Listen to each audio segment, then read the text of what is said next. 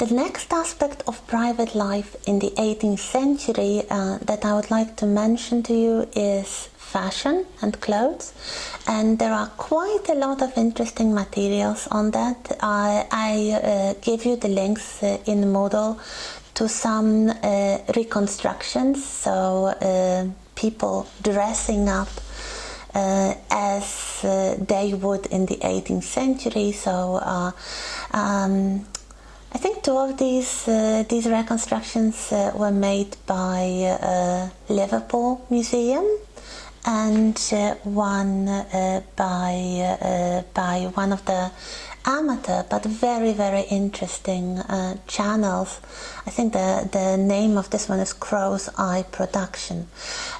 So what we have is a lady dressing up or being dressed up by her servant in the 18th century. We have a working woman, so the servant herself, or someone from the country, let's say a common woman, dressing up herself. And we also have a gentleman dressing up in the 18th century. There is also a very interesting lecture from the channel called The Ultimate Fashion History. It's around an hour long, so it's longer than we can use. But if you are interested in fashion, this is probably this is one of the best materials I found on the history of 18th century fashion, with illustrations, with a lot of interesting cultural insight. It looks like the woman who gave the lecture gave it as part of some sort of course in the history of fashion and clothing, probably for some professional people training to be fashion designers or costume designers for the theater. I don't know, but anyway, it's very, very interesting. But if you just want the gist, if you don't want to focus so much on this subject, let us now look at the most important aspects. So, of course, fashion is a response to culture. It follows the same principles as other aspects of culture, and whatever happens in philosophy, economy, social life, it is reflected in fashions, it is reflected in private life. So what happens in the 18th century is, of course, the Enlightenment, and then sentimentalism, so the man of fashion, the affective individualism. So how the Enlightenment would be expressed through clothes, so especially in the first half of the 18th century, the idea that man triumphs over nature, that humans are masters of nature, and nature has to serve. Nature gives way to art and artifice. So 18th century fashions are quite artificial, and especially the quintessential 18th century dress, the robe à la française, the French style dress, the kind of dresses that were worn by the French royal court, that were of course copied by all European aristocracy and royalty. The most typical element of the robe à la française is the train, so like a separate part attached to the shoulders at the back of the dress for kind of decorative effect, similar to some sort of pelerine. It's a kind of train, but not train extending from the skirt, but falling down from the shoulders. The other type of dress that was very popular in this period is robe à l'anglaise, the English style dress. And this one, especially compared with the French style, is really the response towards sentimentalism and the return to nature. So return from the artifice and the domination of the human mind over the natural world, to more symbiosis. So from the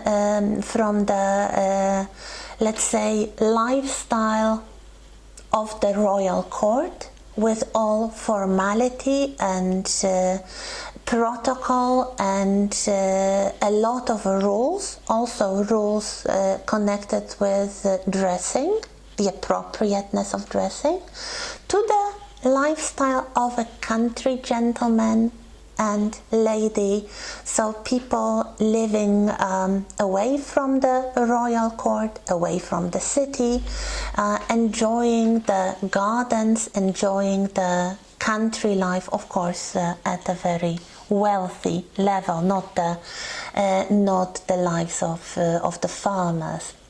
Although we'll talk about that in a little moment. So with the French style of dressing, we have like the visual embodiment of the Enlightenment.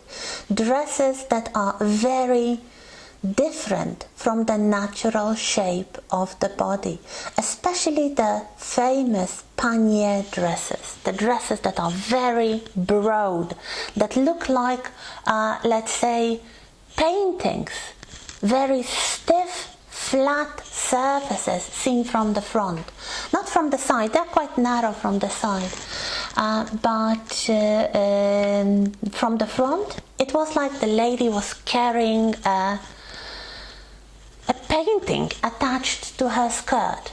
A painting to display beautiful patterns, very often floral patterns, but sometimes using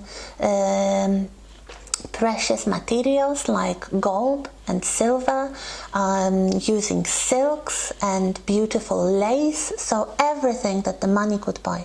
Because, of course, the most important symbolic meaning that was to be conveyed through dress throughout the 18th century was the social status, was the social class.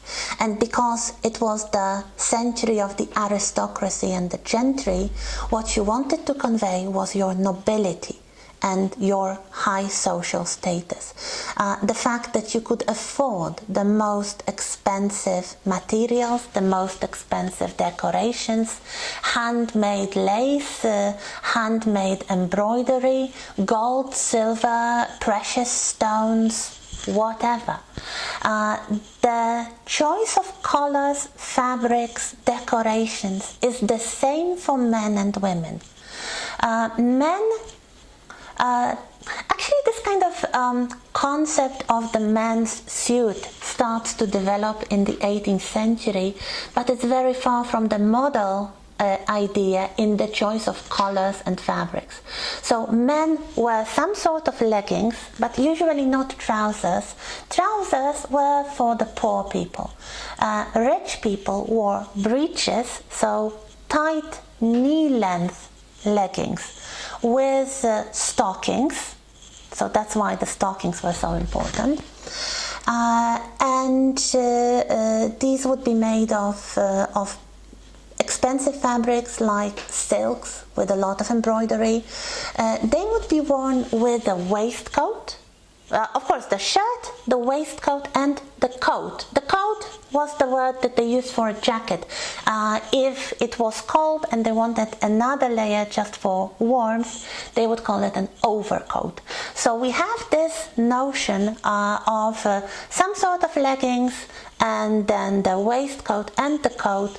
It will continue ever since, really. It really starts during the Restoration in England, and then it continues. Of course, in the 19th century, there will be a big reform, in inverted commas, and all those aristocratic colors and fabrics will go very quickly out of fashion after the French Revolution, but the items of clothing remain the same. What is very popular as well is wearing makeup, face powder and rouge, and also wearing wigs for men and powdered hair for women. So very often you have those wigs and hair powder. It's becoming almost a kind of uniform of a gentleman.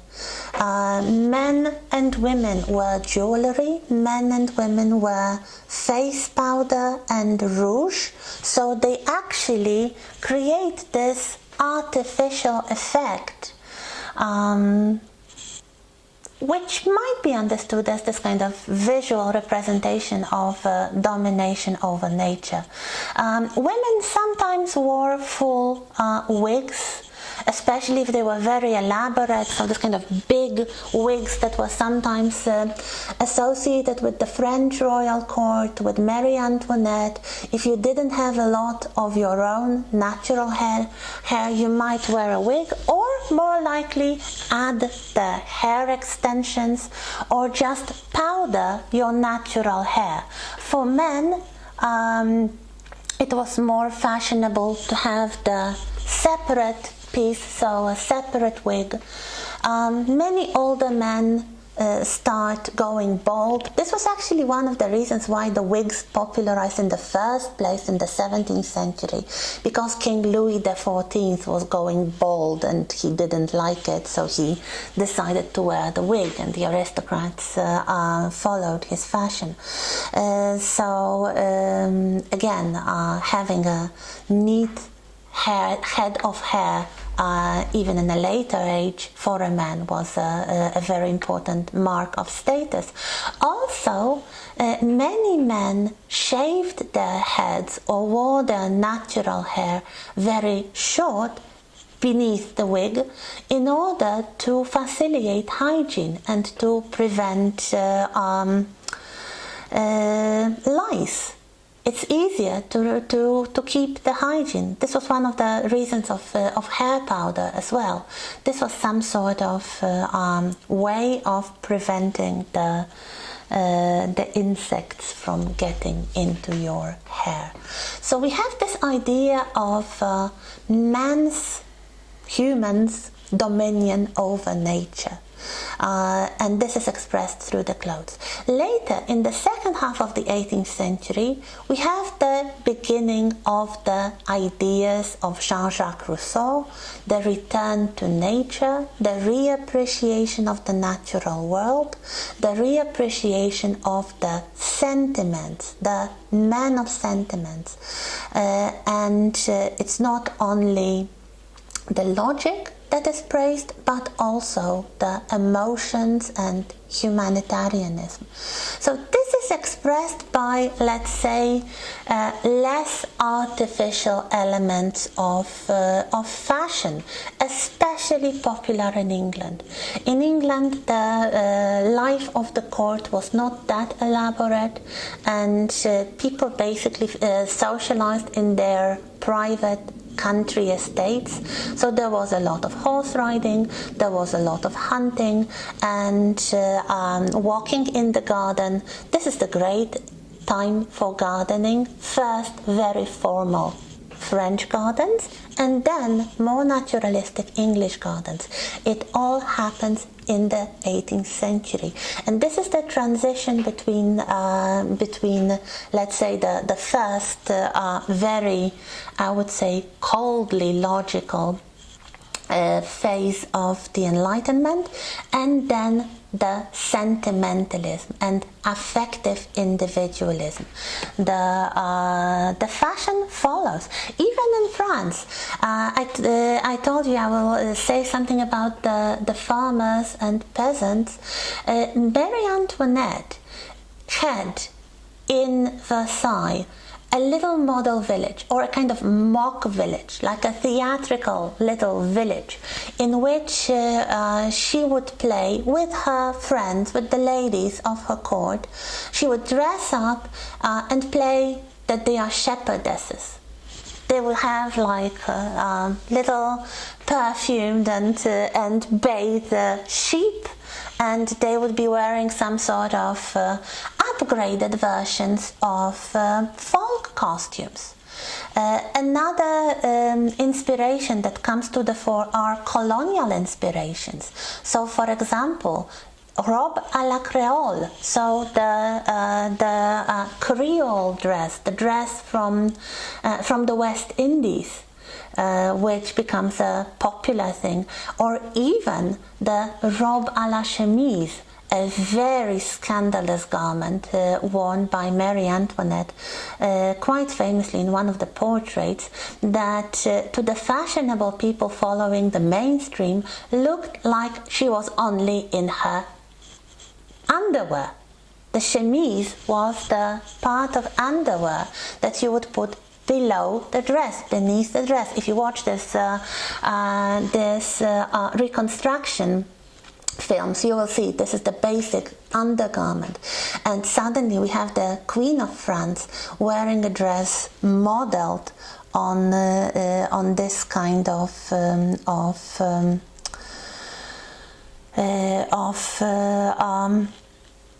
underwear. So this is what happens. So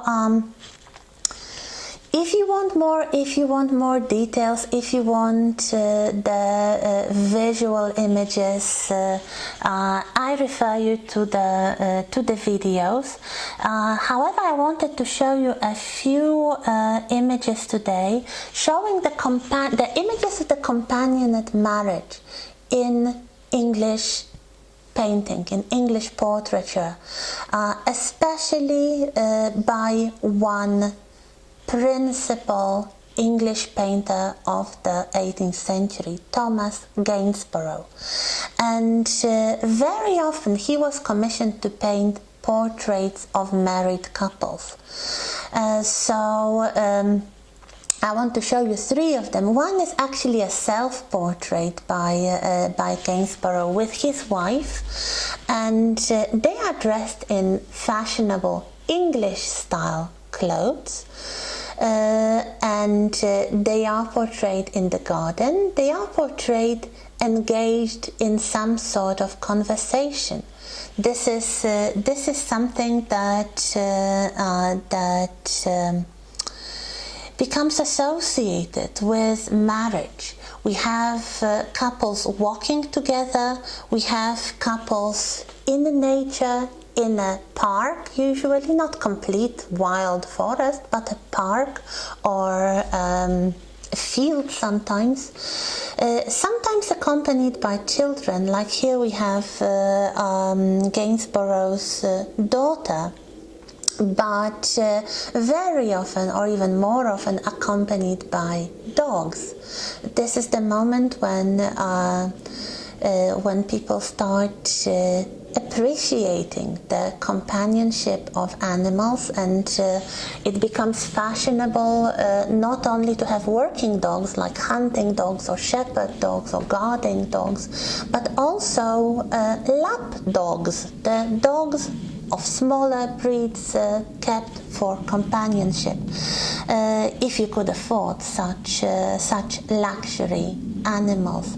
So here we have Thomas Gainsborough, his wife, daughter, a doggy, not a very expensive doggy, but they are all sitting under the tree in the garden or in the park, probably engaged in a conversation. Another double portrait by Gainsborough is very, very famous one, Mr. and Mrs. Andrews from 1748.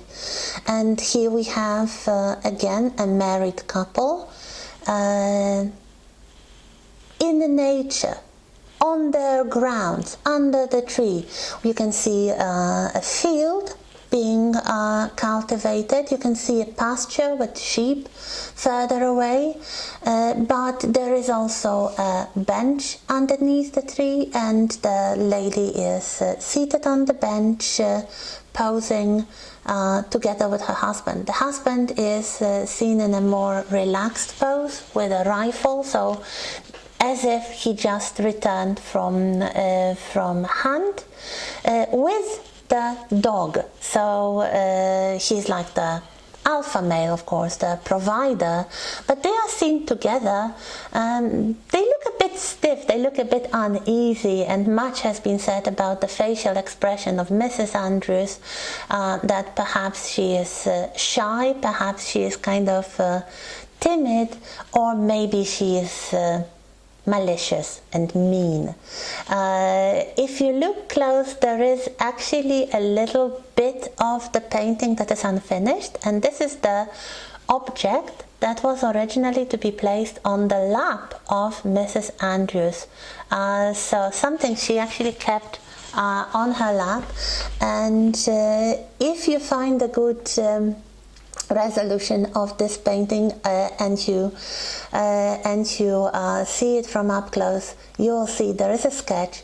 Apparently this is the bird, the dead pheasant, that probably the husband brought as a gift or as a dinner for his wife. Perhaps that's the reason her facial expression is not very happy, because she has to hold the dead bird on her beautiful fashionable dress. The last one by Gainsborough is called The Morning Walk, and we have another married couple looking very elegant and fashionable. The English dress, of course, and the man wearing a wig, woman having this kind of hairstyle with hair powder from 1785. So The Morning Walk, we have the married couple walking, holding hands, or kind of holding arms in the park, in the company of a small dog. The dogs always look adoringly at the people. So yes, the tamed nature, but not the nature that has to be subdued, but a kind of nature that that can be befriended, that can be enjoyed. So this is perhaps the kind of portraiture that really develops around the middle of the 18th century, with the development of affective individualism, of companionate marriage. So let's say marriage based on friendship, on shared intellectual interests, on conversation, reading together, discussing together, love of nature, and this kind of cooperation. And next week I'll be reusing some of the materials from last year, but I will definitely add more visual materials, and we'll talk about child rearing and childhood in the 18th century. So that's it. Thank you.